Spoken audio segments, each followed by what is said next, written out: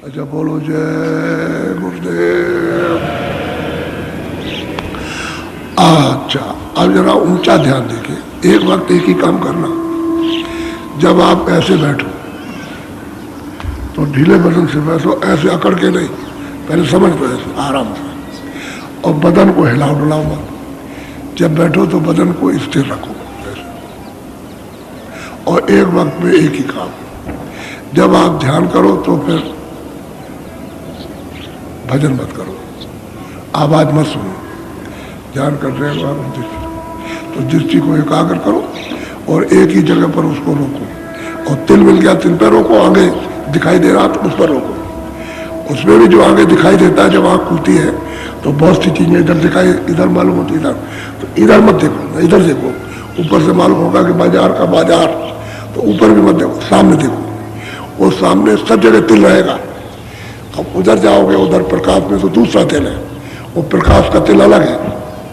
वहाँ का जैसे स्वर्ग का वैकुंठ का तिल अलग है, ये मृतलोक का अलग है। ऐसे ही हर मंडल का अलग अलग तिल है। तो उसी से पता चलता है कि दरवाजा ही है। अगर वहाँ जा करके उस दरवाजे को न देखें तो ऊपर नहीं जा सकते। तो बात में बताते हैं, देखो तो उस लोक का तिल है, उसका तिल ही कहा जाएगा उसका। यानी बहुत प्रकाश है, लेकिन उसमें भी वो तिल है मौजूद की। वहाँ पर उसको देखोगे तब उससे उस आकाश को, जो उसकी सीमा है, तभी उसको पार जाओगे और टूटेगा। और उसको नहीं मतलब ये देखोगे तो नहीं, तो लग जाते हो देखने में, तभी तो चाल रुक जाती है, कभी इधर कभी इधर। अब छोटा छोटा कोई प्रकाश आया दूर से तो आपने देखने लगे तो बस छूट गया, और वो भी गायब हो गया, सामने का भी गायब हो गया, आँख आपकी हिल गई। तो एक वक्त में एक काम, देखने के वक्त में देखो, दृष्टि को एकाग्र रखो, मनोचित्त को रोक करके, और दृष्टि को जमाए रहो, बस यही काम करना। उस समय किसी रूप रूप की याद नहीं करना, ना कोई नाम लेना, बस दृष्टि को ऐसे, और दृष्टि जमाना।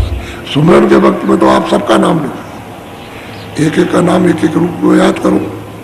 इसी तरह से ध्यान के वक्त में नहीं, क्योंकि ध्यान के वक्त में जब तक आंख नहीं खुलती है तब तक नहीं, और जब आंख खुल जाएगी तब तो फिर मतलब एक है सामने, तब तो रूप दृष्टि से याद होता है, फिर सूरत की आंख से याद होता है, फिर इससे नहीं। अभी तो आप उसको याद करोगे बुद्धि से, जब तक आंख नहीं खुलती है तब तक, तो तब तक आप एक वक्त एक ही काम करो। ऐसे जब भजन पे बैठोगे, आंख बंद किए, कान बंद किए, तो ऊंचा ध्यान दे करके सामने मत देखना। नहीं, कभी कभी ऐसा होता है कि हम ऊपर भी देख सुन रहे और सामने भी देख रहे, तो खिंचाव हो गया। तो एक संग दो न भुआलू, यानी दो काम एक साथ नहीं होंगे कि तुम देखा भी और सुनो भी। एक ही काम करो सुनने का। जब सूरज शब्द में जब पकड़ेगी, उसमें होगा तो वो खुद ही अपने आप देखने लगेगी, तब देखेगी अपने आप। जब आँख खोलेगी तो अपने आप देखने लगेगी, जो जो चीजें आएगी सामने वो देखेगी, शब्द में हो करके। ऐसे नहीं कि आप उधर भी सामने भी देखने लगे तो न वो पकड़ सकोगे, न वो पकड़ सकोगे, न देख ही सकोगे, न सुन सकोगे। एक वक्त में एक ही काम। भजन के वक्त में कानों से सुनना खाली, आंख बंद रहेगी, और ध्यान के वक्त में आंख से देखना, कानों से कुछ नहीं बैठ गया। वैसे ध्यान के वक्त में जब ध्यान होता है और दृष्टि खुलती है तो शब्द तो सुनाई देता ही है, लेकिन ध्यान करो उस वक्त में, और ध्यान करते रहो करते रहो करते रहो, शब्द अपना आता रहेगा, सब सुनाई देता रहता है, शब्द आता रहेगा, ध्यान करो। ऐसे भजन के वक्त में, तो जब भजन के वक्त में शब्द में प्रकाश आएगा, शब्द में ही से प्रकाश निकल रहा, उसमें से प्रकाश आएगा। तो जो शब्द में से प्रकाश आता वो, और उसको अगर छोड़ दोगे तो फिर ध्यान टूट जाएगा, फिर मतलब ये भी छूट जाएगा। एक वक्त में एक ही काम। जब गहरा अंदर चाल हो जाती है तब तो दोनों काम एक साथ होते हैं, देखने का भी देखो और सुनने का भी, वो शब्द में वो करते होता है, ऐसे नहीं। तो वही बार बार आपको समझाते हैं।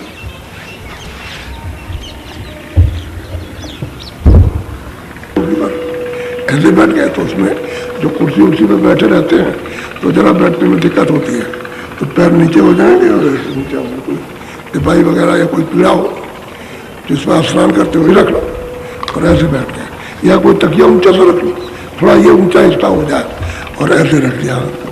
तो ये आसन जो है बिल्कुल अडोल है, इससे बदन हिलेगा डुलेगा नहीं। इधर ये हो गया, इधर हो गया, आँख बंद की, कान बंद कर लिए, अंदर उंगली डाल के, कान के अंदर उंगली जाना चाहिए, बाहर से नहीं, ऐसे बाहर से नहीं बंद, कपड़े से बंद नहीं करना, अंदर उंगली डालोगे बाहर की आवाज ना आए।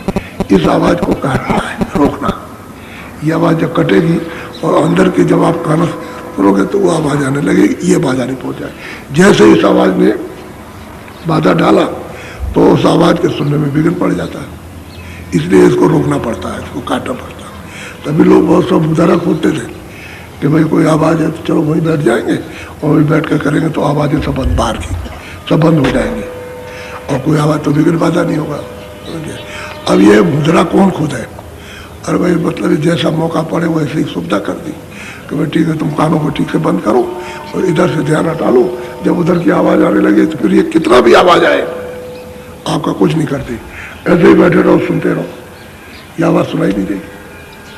आप कितना भी बोलते चिल्लाते रहो कुछ नहीं सुनाई देगा, उस आवाज़ की तरफ ध्यान चले गए सुनाई नहीं देता, इधर का वो आवाज़ आ रही है 24 घंटे खुल जाएगी ना, घमाघम धमाधम वो बजता रहता है, उतनी आवाज़ होती है, यहाँ उतनी आवाज़ ही थी, तो आप क्या सुनोगे? तब फिर बहुत इधर को ध्यान लगा करके सुनोगे तब समझ में आता है। तो वो तो खैर आपका जब बनने लगेगा अभ्यास, अब जिन लोगों का बनने लगा उनको ऐसा ही होता, तो उनको कहते हैं बहरा हो गया। जब वो जोर से कहते हैं अरे भाई जोर से बोलो तो उसको कहेंगे अरे तू बहरा हो गया, तुझे अब सुनाई नहीं देता। असली बात ये नहीं, अब वो वेद वाली क्यों बात बताए, ऐसे बैठ गए। अब इसमें घंटे भर भी बैठे रहो कोई तकलीफ नहीं, और वैसे बैठोगे तो थोड़ा सा 2 4 5 10 दिन जरा पैर थोड़ा सा सुन होगा तो एक पैर ऐसा कर लो, ऐसा करके तो थोड़ा सा ऐसे ठीक कर लिया, लेकिन भजन पे बैठे रहे फिर बैठ गए तो मतलब ये थकान भी आपकी ये दूर हो जाएगी और फिर ध्यान इधर नहीं लगेगा, उधर ध्यान लग जाएगा। हर तरह की कोशिश कर लेना चाहिए बैठ के, ये भी अच्छा, चारपाई पे बैठ गए उस पर अच्छा, कुर्सी पे बैठ गए तो एक तकिया रख लो, तो कुर्सी पे भी कर सकते हो, चारपाई भी कर सकते हो, क्योंकि आपको ध्यान इससे ऊपर करना है, नीचे का कुछ ही नहीं है। तो जैसे ऊपर का बने वैसे करना, लेट के भी कर सकते हो। रात को अपना खाना खाया लेट गए, अपने आँख और कान बंद किए ऊपर सुनने लगे, सुनते सुनते सुनते सुनते और उसी में सो गए, कोई हर्जा नहीं, सुनते हुए सो जाइए। कभी ऐसा होता सुनाई देने लगा, सुनते सुनते सो गए और बस उसी खींच लिया उसने, भाग से ऊपर खींचेगा एकदम से खींच लेगा, आपको पता भी नहीं चलेगा, पक से ऐसा हो गया दूसरी दुनिया में आ गए और रोशनी रोशनी तब दिखाई देगी। जब इधर कहोगे क्या नहीं क्या तो मेरा हो गया, क्या सूरज निकल आया, जब बाहर देखोगे तो अर्धरात्रि है, आधी रात, तब आप चकाचौंध हो गए कि भाई मैं कहाँ चला गया था। ऐसा होता है, खिंचाव हो जाता है, जब करते रहोगे तो खिंचाव हो जाएगा। तो सोते में भी करो, जब तक जगते रहो तब तक करते रहो, और उसी में करते करते करते सो गए। क्योंकि ऐसे ध्यान लगाया तो ध्यान ही करते करते खो गए, भक्त से आप खुल जाएगी, खिंचाव उसमें भी हो जाता है। लगे रहो, अब यही तो महात्माओं ने कहा जैसे बने तैसे करो, उन्होंने नहीं कहा ऐसे ही करो, जिस तरह से बने ये सब सुविधा है आपके लिए। अब इतने भी कर बनो तो कुएं में गिर जाओ, सीधा कुआ उसी में जा गिर जाओ, क्योंकि आगे कोई कर्म नहीं बनेगा, उससे तो छुटकारा हो जाएगा। इसलिए महात्माओं ने कहा कुएं में गिरो, जब तुम कुछ नहीं कर सकते हो तो कहने का यह है कि करो, उसका मतलब यही है कि कुएं में गिरने की बात नहीं है, वो तो बात की बात है, लेकिन भजन कर लो। नहीं कुएं में जाओगे, 84 में जाओगे कुएं ही है, नलकों में चले जाओगे फिर निकल नहीं सकते हो।